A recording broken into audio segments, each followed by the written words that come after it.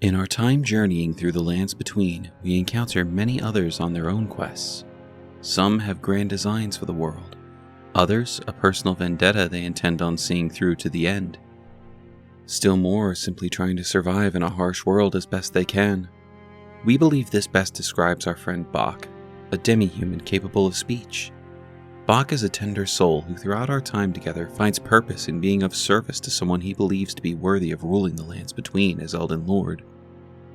He may not be able to aid us in battle, but he helps where he can by providing us with the utmost in Elden fashion. While Bach's story is one of a downtrodden artisan finding purpose in serving a lord of his choosing, there are also things we learn about him that open up his story the smallest bit. He had a deep connection to his mother, a seamstress who taught him his craft. This is where we began to theorize. Who could this woman have been? Perhaps she was human. None of the other demi-humans utilize human speech, and Bach's timid, polite nature does not seem to be something he'd have learned from a demi-human tribe. So let's take a look at Bach's story, his road to finding purpose in our service, and we'll lay out our theories about who Bach's mother may have been, and a connection he may have to another timid NPC who can experience the kindness of our Tarnished. While Bach's tailoring services can't do anything to protect our Tarnished, our new sponsor can aid any Elden Lord in their day-to-day life. This video was brought to you by NordVPN, one of the best ways to protect your privacy while browsing online. In a world where your personal data is regularly being collected and used to push targeted advertising to your screen, you can feel at ease knowing Nord is protecting your privacy. NordVPN works on multiple platforms, so whether you're working on your home computer or streaming during your morning commute, you have access to superior protection. Nord has added a brand new feature called Threat Protection, which will guard your site against malware, trackers, and ads even if you're not currently connected to your VPN. I've been using NordVPN in my downtime to see what Netflix in other countries has to offer, and if you're a parent like me, your Sonic the Hedgehog obsessed child will appreciate having access to the movie while you appreciate not needing to purchase yet another streaming service so they can watch it. Make sure to follow the link on screen and in the description of this video to get a 2-year plan with a huge discount, plus 1 additional month for free. Protect your privacy and block intrusive ads today with NordVPN. We first meet Bach near the telescope south of the Agheel Lake North site of Grace in Limgrave. While exploring the area, we can hear someone calling after us. The voice is at its loudest in front of a small tree, and should we attack, it vanishes, leaving behind a small, frightened demi-human. What'd you go and do that for? Oh, yes, I remember. Some clod turned me into a tree. You were just breaking the spell, weren't you? Thank you. The name's Bach. I was pushed out of the cave, told not to come back, not ever. Then I ended up as a tree. Lucky you came along, really. Oh, what a shame. When they threw me out of the cave, they took everything I owned, and so this is all I have to express my thanks. I hope you can forgive me. Or, well, if you can afford to wait for a while, I could sneak back into the cave and bring back something of actual value. Then I'd be of some real use to you, I reckon. Right, but I'll need a moment. I'm frightened of them, so I have to gather myself. My knees start knocking, just thinking about that god-awful cave on the shore. He talks about a cave on the shore which is not far from where we ourselves entered the lands between. And while he is scared of those who stole his prized possession, he's ready to put himself in danger just to show his appreciation for the small kindness of removing the spell that was placed on him. We can visit the cave ourselves to check on Bach. After all, he doesn't seem to be the fighting type. Our suspicions are confirmed when we enter the coastal cave and see him beaten, lying by a site of grace. What are you doing here? You must leave this place at once. They'll rush in and beat you to a pulp. you'll end up just like me. Fortunately for Bach, we don't fear the demi-humans waiting inside. We can brave the darkness of this cave and retrieve his prized possession for him, a simple sewing needle. Is that what I think it is? You got it back for me. My sewing needle.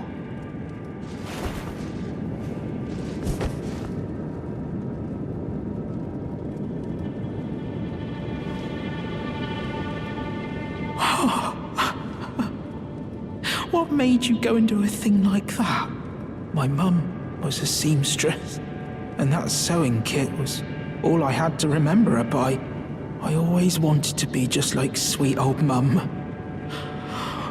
Then I suppose I can't just curl up and die, can I? This is the first mention of Bach's mother, a seamstress skilled with her hands who left him her sewing kit. Given her profession, we think it's fair to assume that Bach's mother was likely human. After all, Bach speaks the common tongue perfectly, and the rags we see most demi-humans wearing clearly weren't made by a true seamstress, unlike Bach's clothing. We can encounter our new friend again at the lake-facing cliff site of Grace. Good to see you, Master. Do you remember me? Bach, the demi-human. You helped me before and retrieved my sewing needle. Please, Master, allow me to serve you as your seamster. I can't make nothing from scratch, but I'm happy to make adjustments to your garments.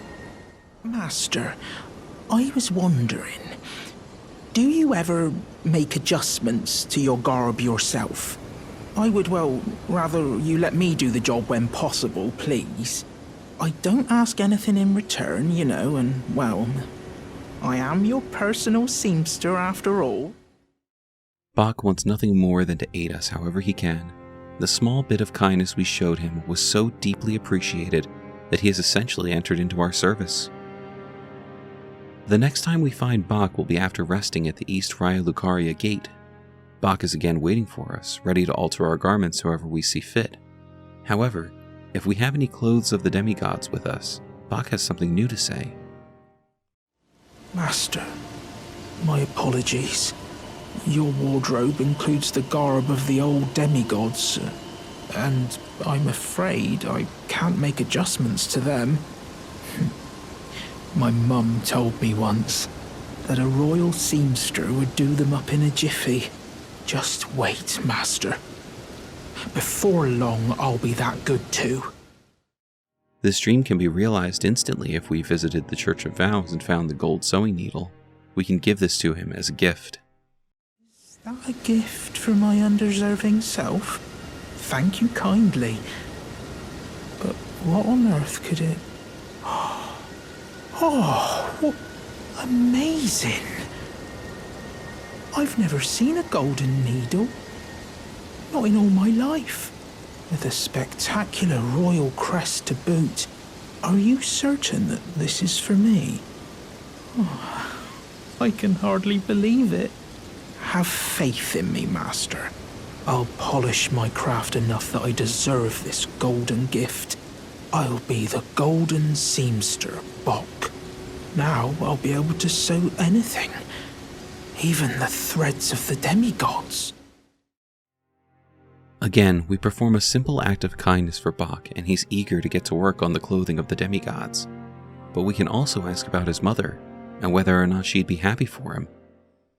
Do you think that Mum would be pleased if she knew that I'm as good as any royal seamster now? Oh, it's still not enough. I need to learn how to sew from scratch like her.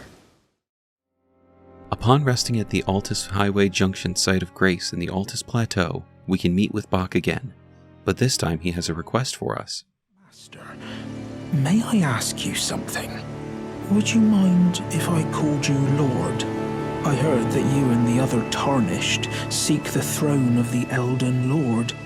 Well, I know that you will be the one, and you'd make just the manner of kind-hearted Lord that I'd wish for. So please, if you would, allow me to call you Lord. You don't say. Thank you. Thank you. My lord, my lord, my lord. Please become Elden Lord. And please let I, Bok the Seamster, remain at your side. It's clear from this point on that Bok feels he has truly found purpose in working as our tailor. He really believes we will be the next Elden Lord, and he feels ecstatic to be by our side. The next time we find Bok is at the East Capital Rampart site of Grace, where he is in awe of the Erd Tree. It's likely the first time he's ever been this close to it, and we doubt he ever believed he'd find himself in this position. My lord, did you see it? The Erd Tree.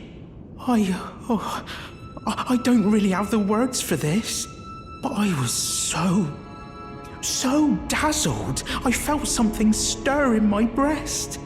The Erd Tree is waiting for you, my lord. I know it, I do. I feel it in my bones. Oh, please, take the throne of Elden Lord. It's then we have a new dialogue option, which will have Bok contemplate rebirth and Renala's power. My lord, have you ever wished you might be born again? Well, they say that Renala of Rhea Lucaria has the power to help people be reborn. Oh, me? Reborn? Oh, look at me. When you're this ugly, well, being reborn, it would hardly make a difference, I'm afraid. This is the point where the quest can go in two different directions. Should we have a larval tear on hand, we can give it to Bok in order to fulfill his wish of being reborn. My lord, what's this? Oh, it can't be. For my rebirth? But these are precious.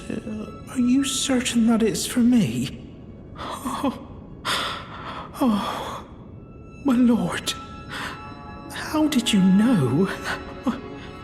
It was my only wish that I might honor you with a decent appearance.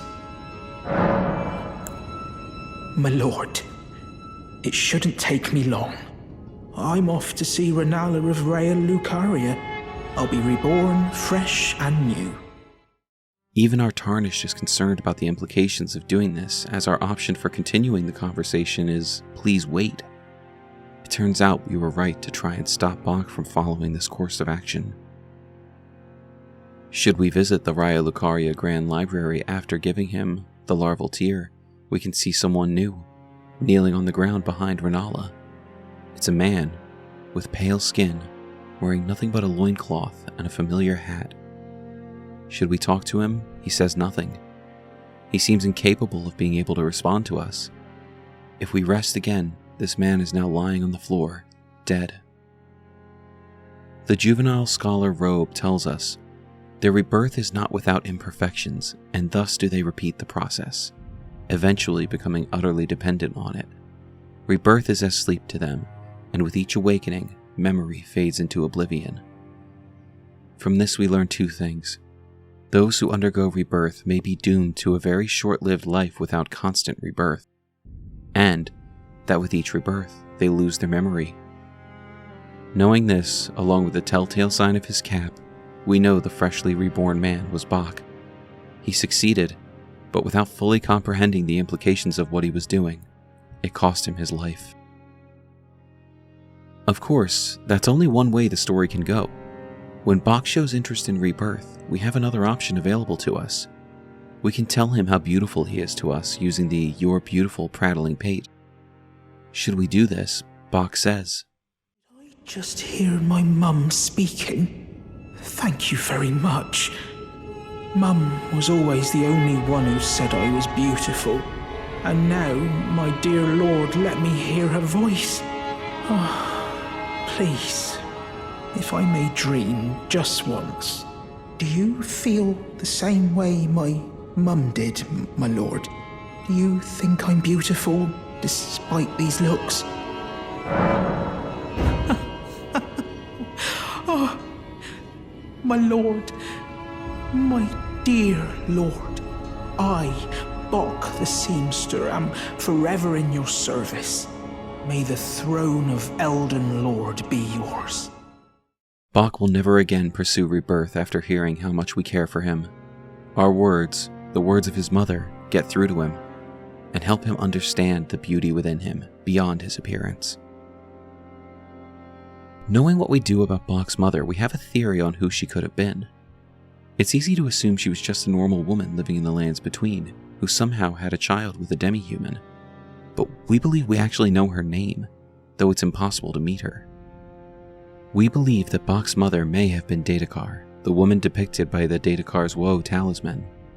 This talisman bears a disturbing likeness of a woman whose skin was flayed. She smiles with a serene tenderness. It is said that this woman, named Daedakar, indulged in every form of adultery and wicked pleasure imaginable, giving birth to a myriad of grotesque children.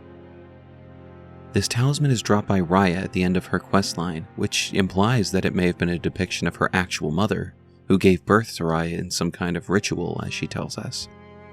But we believe the specification that she had a myriad of grotesque children opens up the possibility that she was a mother to many. The serene, tender smile of the talisman is reminiscent of the warmth implied in Bok's stories of his mother. It would also make sense that if she was taken and flayed, she'd have left her sewing supplies to Bok. The talisman says that she indulged in adultery and wicked pleasure, but we have to keep in mind, the lands between does not take kindly to non-humans, and they would see someone who did as a heretic worthy of scorn. Should Daedakar be Bok's mother, it's another example of the people of the lands between committing heinous acts against those they deem living outside of the Golden Order, their intended way of life. Interestingly, all of this would mean Bok and Raya are half-siblings, and both may not be as alone in the world as they think they are.